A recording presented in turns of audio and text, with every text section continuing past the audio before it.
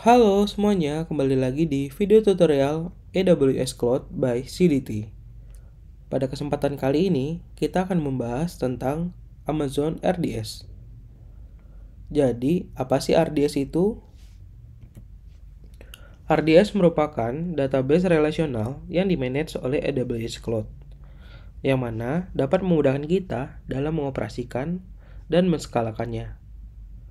Kemudian, RDS sendiri dapat mensupport beberapa engine mulai dari Amazon Aurora, MySQL, MariaDB, PostgreSQL, Oracle, serta SQL Server. RDS juga terdapat beberapa fitur unggulan yang menarik seperti automation provisioning, OS patching, scaling baik secara vertikal maupun horizontal, kemudian read replika untuk meningkatkan performa read, serta dapat melakukan backup ataupun restore. Selanjutnya, RDS dapat dengan mudah diskalakan untuk menunjang kebutuhan yang semakin membesar. Kemudian, dengan monitoring dashboard, kita dapat memonitoring utilisasi dari RDS. Kemudian, pada RDS, kita dapat mengaktifkan fitur High Capability dan multi-AZ-nya, yang mana dapat kita gunakan sebagai kebutuhan DR. Baik, berikut merupakan beberapa step yang akan kita lakukan pada demo kali ini. Yang pertama mulai dari kita akan melaunch RDS MySQL instance, kemudian kita akan mencoba menghubungkannya dengan SQL client seperti dbVir, kemudian kita akan membuat database, kemudian kita akan coba menambahkan table serta menginput beberapa row di dalamnya. Nanti kita juga akan melakukan query select untuk melihat apakah data berhasil diinputkan atau tidak. Baik, selanjutnya, untuk kita dapat membuat database baru, kita dapat mengklik icon RDS di sini atau kita dapat mencarinya pada bagian search bar dengan mengetikkan RDS. Di sini bisa kita klik RDS, kemudian tunggu beberapa saat. Berikut merupakan tampilan dari dashboard RDS. Pada halaman ini terdapat beberapa informasi yang kita bisa lihat pada bagian resource, seperti DB instance, DB cluster, snapshot, dan yang lain-lain. Untuk kita dapat membuat database baru, kita dapat mengklik create database. Berikut merupakan halaman di mana kita akan membuat database baru. Namun, sebelum itu, terdapat beberapa informasi yang mesti kita lengkapin terlebih dahulu. Yang pertama, mulai dari tipe engine. Di sini, RDS sendiri dapat mensupport beberapa tipe engine yang bisa kita gunakan. Mulai dari Amazon Aurora, MySQL, MariaDB, PostgreSQL, Oracle, serta Microsoft SQL Server. Pada kesempatan kali ini, saya akan menggunakan MySQL Engine sebagai database.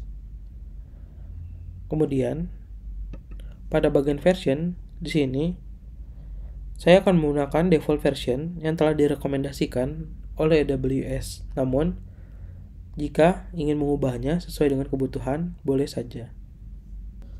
Selanjutnya, pada bagian template, terdapat 3 opsi template yang bisa kita gunakan dalam membuat database. Yang pertama yaitu ada production, yang kedua ada dev atau test, yang ketiga ada free tier. Selanjutnya, pada bagian settings, pada DB Instance Identifier, di sini kita bisa mengisikan namanya sesuai dengan kebutuhan kita. Selanjutnya, pada credential setting terdapat master username. Di sini bisa kita biarkan secara default, yaitu admin. Selanjutnya, terdapat 2 opsi yang bisa kita gunakan dalam mengenerate password, yaitu pertama dengan otomatis, atau yang kedua, kita bisa mengisikan passwordnya secara manual. Pada kesempatan kali ini, saya akan menggunakan cara yang manual. Selanjutnya ada DB Instance Class.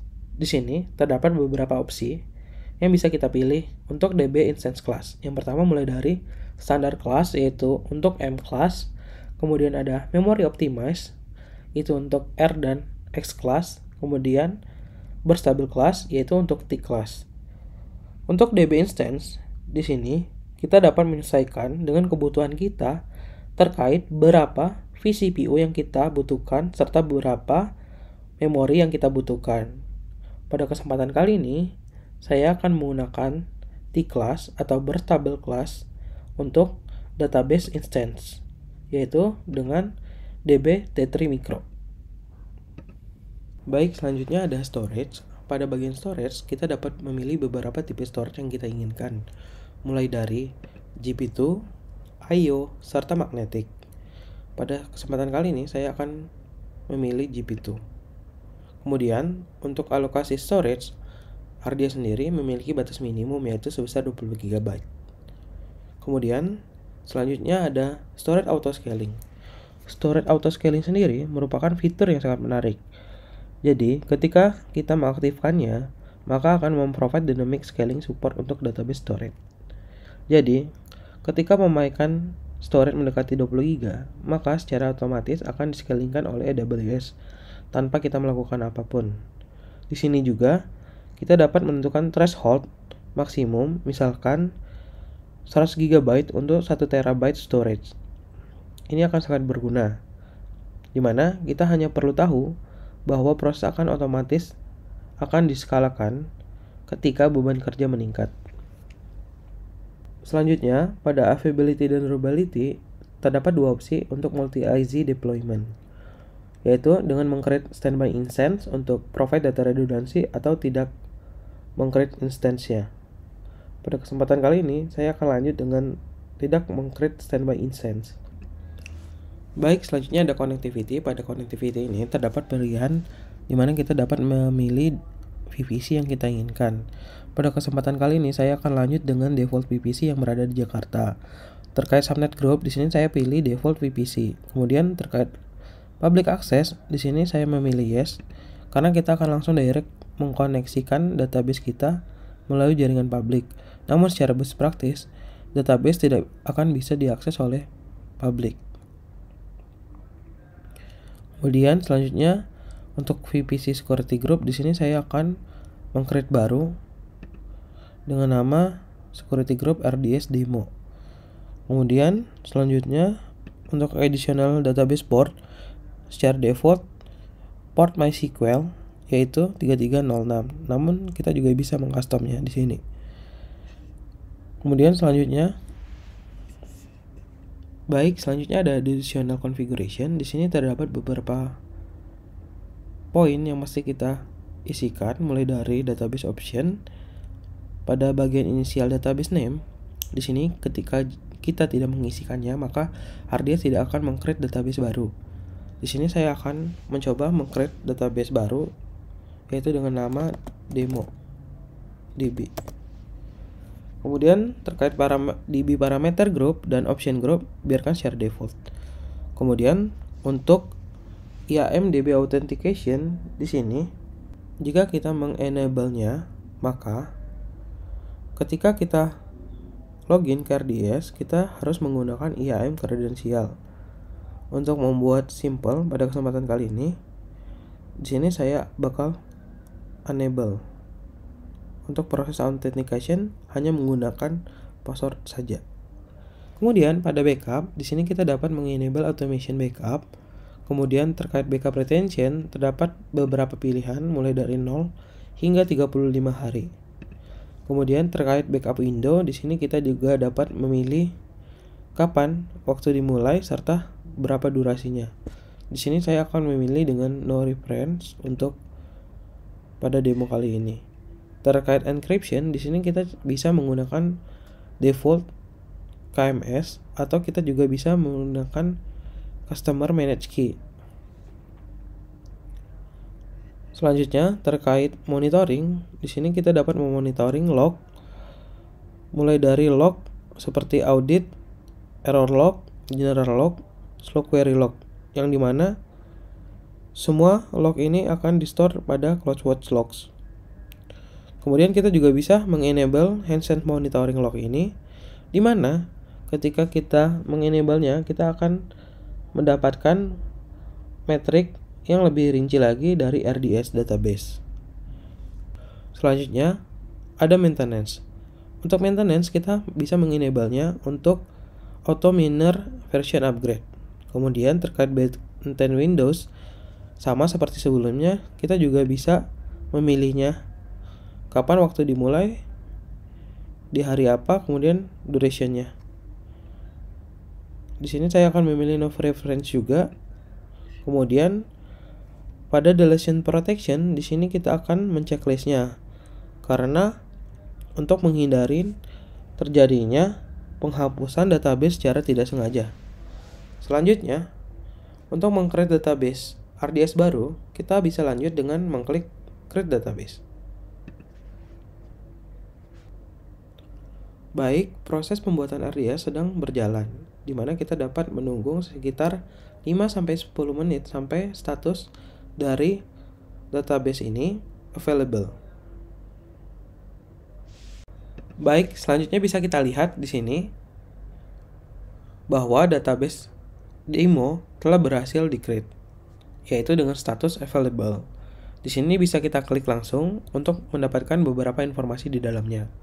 Mulai dari connectivity dan security, bisa kita lihat di sini terdapat informasi berupa endpoint dan port yang digunakan. Kemudian juga ada networking serta security. Kemudian kita juga dapat melihat metrik-metrik utilisasi yang berada pada RDS database. Kemudian kita juga dapat melihat log and event di dalamnya. Di sini kita juga bisa melihat informasi konfigurasi yang telah kita set sebelumnya. Kemudian terdapat juga informasi mengenai maintenance dan backup. Selanjutnya, kita akan mencoba menghubungkan database menggunakan SQL Client dengan menggunakan endpoint serta port yang digunakan oleh database demo kali ini.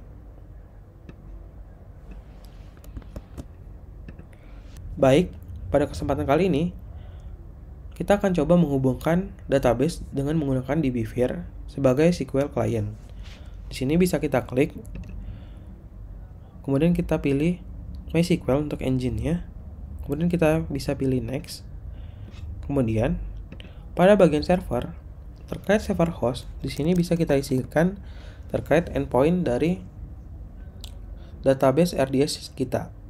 Kemudian untuk proses authentication, di sini kita bisa mengisikan username dengan nama admin. Kemudian untuk password, bisa kita isikan password. Di sini kita juga dapat mengetes koneksi terlebih dahulu dengan cara klik test connection.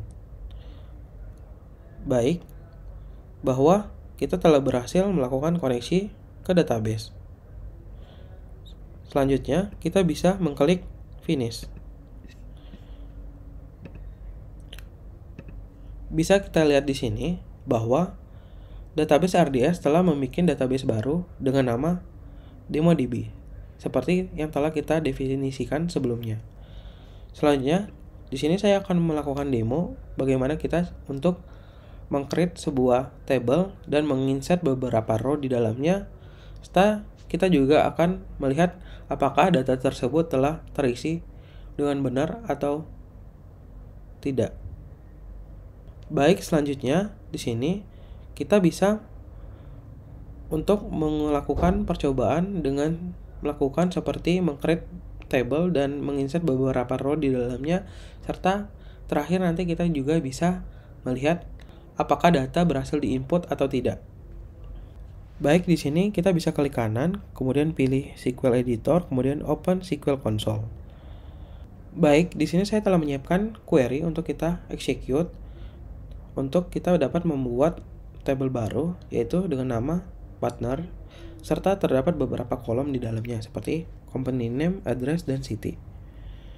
Baik, bisa saja langsung kita execute untuk pembuatan table.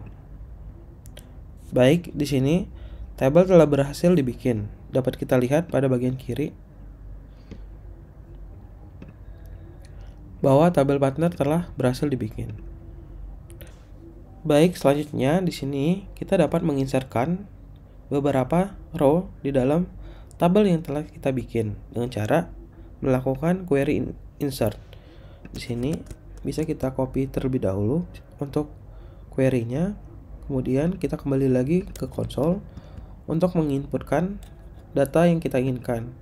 Di sini untuk company name bisa kita isikan seperti contoh CDT.